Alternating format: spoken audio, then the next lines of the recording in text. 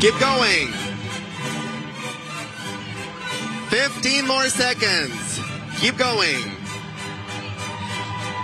10, 9, 8, 3, and 3, 2, 1.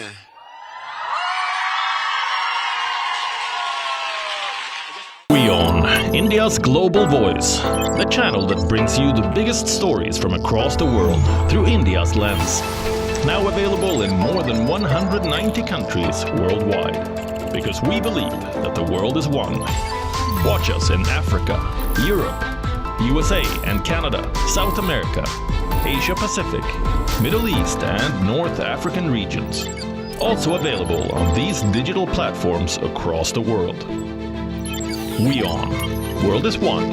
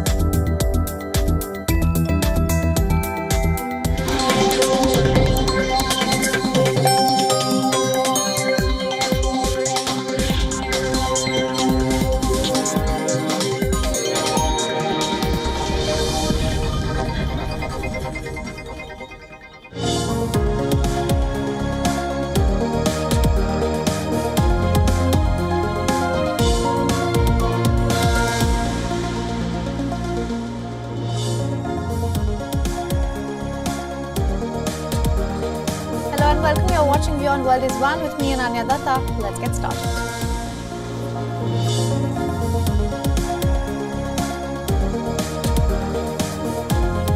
US agrees to Israel's Rafah plan in return for not carrying out large-scale Iran strike. Reports say Israel said unlikely to respond to Iran before end of Passover.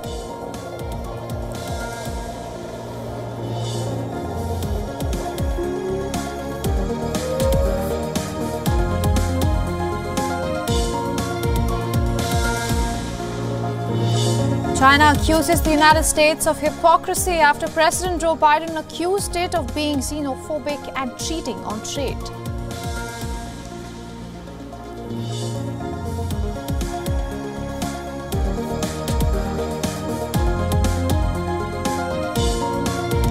Qatari Prime Minister says it is reassessing its role as a mediator between Israel and Hamas, asserting that there has been an abuse of mediation for narrow political interests.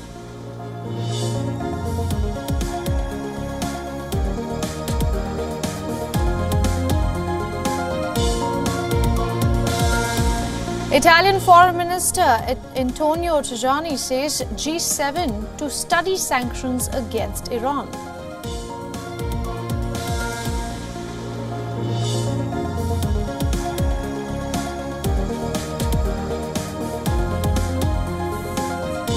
More uncertainty for Rishi Sunak. The latest UK poll reveals 7 in 10 Britons have an unfavourable opinion of the Prime Minister.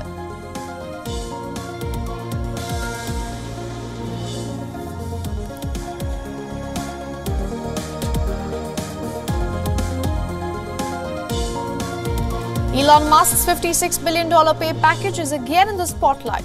Tesla seeks a re-vote to counter an earlier judgment rejecting Musk's pay package.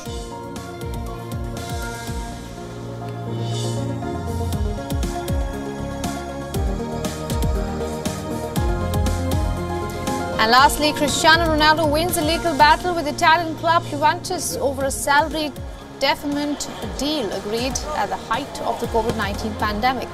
The old lady have to pay the Portugal captain over $10 million plus interest.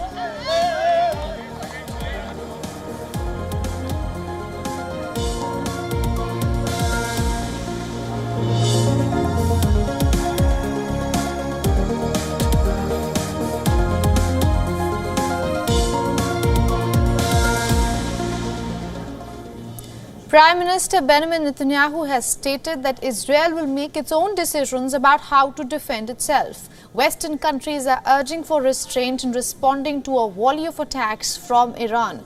Reports suggest that Netanyahu axed pre-approved plans for immediate Iran reprisal after Biden's call.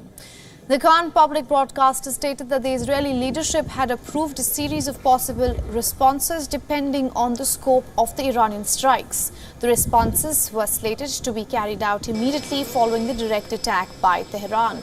However, Netanyahu shelved the plans after speaking with US President Joe Biden shortly after the Iranian salvo.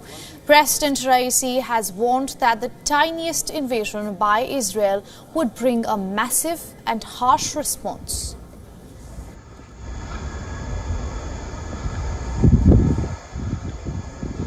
If the Zionist regime makes the slightest move to violate our territory and harm the national interests of the Islamic Republic, they must understand that they will face a severe and heavy response.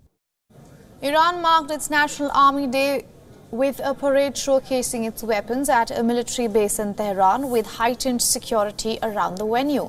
Given the tense backdrop in the wake of Iran's retaliatory strikes against Israel, stricter measures were put in place.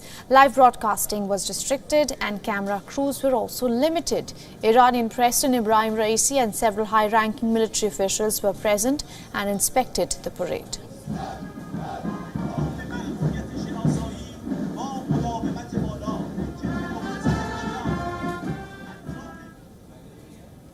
The Israeli Prime Minister thanked the visiting Foreign Minister of Germany and Britain for their country's support on Wednesday. He said that Israel would reach its own decisions on its security. Israel's air and ground offensive in Gaza has killed almost 34,000 Palestinians. After Netanyahu, British Foreign Secretary David Cameron met Palestinian Prime Minister Mohammad Mustafa in Ramallah. They discussed the importance of the humanitarian relief efforts in Gaza and the need to stop the violence by settlers in the West Bank. Jordan's foreign minister has said an Israeli retaliation against Iranian strikes could bring a real risk of dragging the whole region into a devastating war. In an interview released by state media, he said that Jordan was lobbying major powers against an escalation that would have far-reaching consequences. Qatari Prime Minister and Foreign Minister talked on a Gaza ceasefire and release of hostages. They call it a delicate phase. Qatari Premier condemned what he described as the policy of collective punishment still being followed by Israel. We have seen that there has been an abuse of this mediation and an abuse of this mediation in favor of narrow political interests. This means that the state of Qatar has called for a comprehensive evaluation of this role. We are now at this stage to evaluate mediation and also evaluate how the parties engage in this mediation. European Union leaders decided to set up and step up sanctions against Iran after Tehran's missile and drone attack on Israel. German Chancellor Olaf Scholz said that it was important that Israel does not respond with a massive attack of its own. We condemn this attack launched by Iran against Israel. We have decided to put in place sanctions against Iran. This is a clear signal that we want to send. And we also want to do everything to protect the civilians. Each civilian life matters. We call on the release without any conditions of all hostages. We call on a ceasefire, an immediate ceasefire. Now, correspondent Jody Cohen tells us more about Qatar's stance on Israel-Hamas's mediation after Qatar's Prime Minister said that they may reassess their role as the mediator. So Qatar has said that the talks are at a sensitive stage and they're reconsidering their mediator role because they've received criticism, and the talks have now moved to Egypt. Now Israel and some Democratic as well as Republican lawmakers in the US have called on Qatar to put pressure on Hamas, and that's because Hamas's top leaders actually live in Qatar and not in Gaza, and Israel felt that Qatar could do more to put pressure on Hamas to agree to a deal. The US has said that the real stumbling block is Hamas, that Hamas has rejected the last proposals, which the US, Qatar and Egypt all felt were reasonable and which Israel accepted. Meanwhile, on Thursday night, the hostages' families are going to be rallying on Friday night. They're calling on the whole country to light Sabbath candles and to pray for the 133 hostages to be home in time for next week's Passover festival, which is all about celebrating freedom. Now, the Israeli Air Force is preparing the country's air defenses for future attacks from Iran. Israel says 99% of the over 300 missiles and drones launched on Saturday were intercepted and banked on the Arrow 3. The formidable missile defense system hit a key milestone. Now, my colleague Shivan gets you the full report. Boaz Levy, Chief Executive of State-owned Israel Aerospace Industries, the primary builder of the Arrow system, stated that the system has been operational for decades. In a key milestone on Saturday, the Arrow 3 was used for the very first time against ballistic missiles in a salvo scenario. The missile defense system effectively intercepted munitions inside and outside the atmosphere. The Arrow's success on Saturday night in defending Israel is likely to please Germany, which recently signed a contract with Israel and the United States to procure the Arrow 3 system. Now, the Arrow 3 is a US-Israeli-built missile defense interceptor designed to defeat medium-range ballistic missiles. The missile uses a hit-to-kill warhead to engage targets in space as well. And it is the longest-range interceptor currently fielded with the Arrow weapon system, complementing the Arrow 2, which engages targets in the upper atmosphere. So the Arrow 3 interceptor interfaces with the Arrow weapon system, which includes a launcher, ground-based radar, and battle management system. The Arrow 3 missile consists of a two-stage solid-fueled booster with a separating kinetic kill vehicle. The missile fits in a 21-inch vertical launch tube and has an estimated fly-out range of up to 2,400 kilometers. Now, the Arrow 3's boosters and kill vehicle employ thrust vector control for maneuvering, and as per the Center for Strategic and International Studies, the interceptor also includes a deployable rear flare for added aerodynamic stability. If Israel strikes back at Iran, it could risk losing international support and have to defend its airspace alone. But the Arrow 3 has proved itself to be more than capable of holding off any kind of projectiles coming towards Israel like the one we saw recently, which were fired from Iran. Now, Pakistan Tehreek-e-Insaf founder and jailed former Prime Minister Imran Khan has alleged that the army chief, General Asim Munir, was directly responsible for the imprisonment of his wife, Bushra Bibi. The 49-year-old Bushra Bibi was convicted in a corruption case as well as in the case of illegal marriage with 71-year-old Khan. She is currently held in detention at their Banigala residence in the suburbs of Islamabad. Khan alleged that Pakistan's Army Chief General Asim Munir is directly involved in the sentence awarded to Bushra Bibi. He added that the judge who convicted her said that he was forced to make the decision. Khan has now threatened the army chief. He said, and I'm quoting, "If anything happens to my wife, I will not leave Asim Munir. I will not leave Asim Munir as long as I am alive. I will expose his unconstitutional and illegal steps." Unquote. Khan further said that there was a law of the jungle in the country and all was being done by the king of the jungle, referring to Nawaz Sharif. He also said that PTI was being stopped from contesting in the by-elections. So far, the army has not responded to the serious allegations. Just a day before, Bushra Bibi submitted a petition to the Islamabad High Court in which she said that she was poisoned through food in prison and has serious concerns and reservations about the food being provided to her in jail. The petition was, however, dismissed by the court.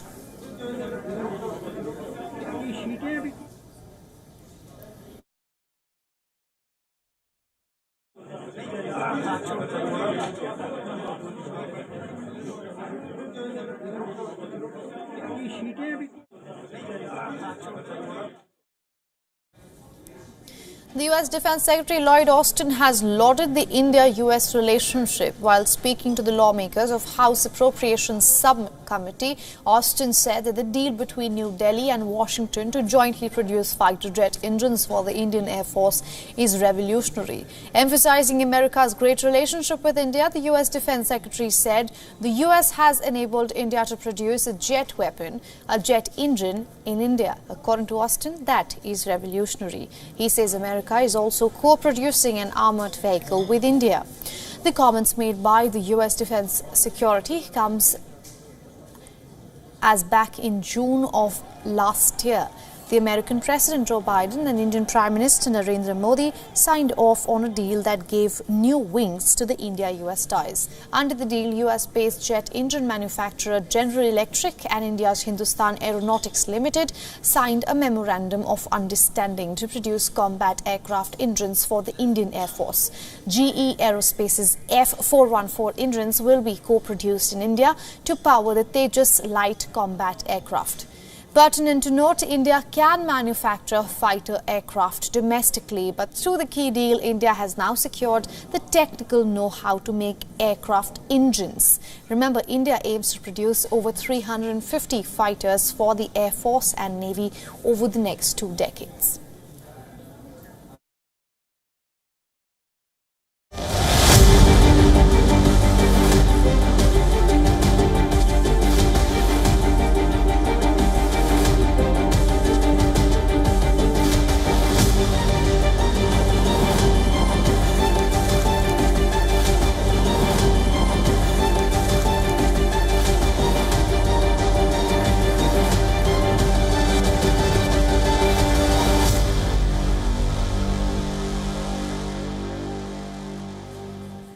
Sunny skies return to Dubai and people are clearing the wet debris after heavy downpour brought Dubai to a standstill and paralyzed other parts of UAE and Oman. Flood conditions continue to impact Dubai after 2 years' worth of rain fell in just a matter of 24 hours. According to the meteorological department, it rained up to 259.5 millimeters or some 10 inches.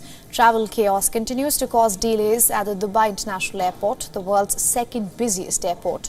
The airport authorities say that they are facing operational challenges while also advising passengers not to arrive at the airport as runways continue to be inundated with water. Emirates Airline have extended the suspension of check-in for passengers departing the Dubai airport. The airline cites operational challenges for travellers coming to Dubai International Airport. The move comes as several flights were delayed or diverted, and passengers were told to check their flight status before arriving at the airport. The rainfall also flooded the streets of Dubai. The flash flood submerged the roads, stalling traffic in the Gulf state. Dubai Police has issued a public safety advisory to alert residents about the adverse weather conditions. Meteorologists say another wave of unstable weather is expected. Behind me, you can see I'm in one of these flooded areas in Dubai in the United Arab Emirates. As of right now, authorities are still trying to bail out city streets. They're trying to push abandoned cars out of the way. And at Dubai International Airport, which is the busiest international hub for travelers, they're still trying to find even space on their taxiways and runways to park planes, to take planes coming in, as well as to try to even get flight crews to the airport to take off on other flights.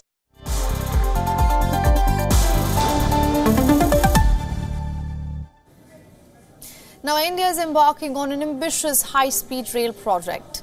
The Mumbai-Ahmedabad bullet train, under construction since 2017, is targeted for completion in 2026. This 508-kilometer corridor will utilize Japanese Shinkansen technology, reaching speeds of up to 250 kilometers per hour.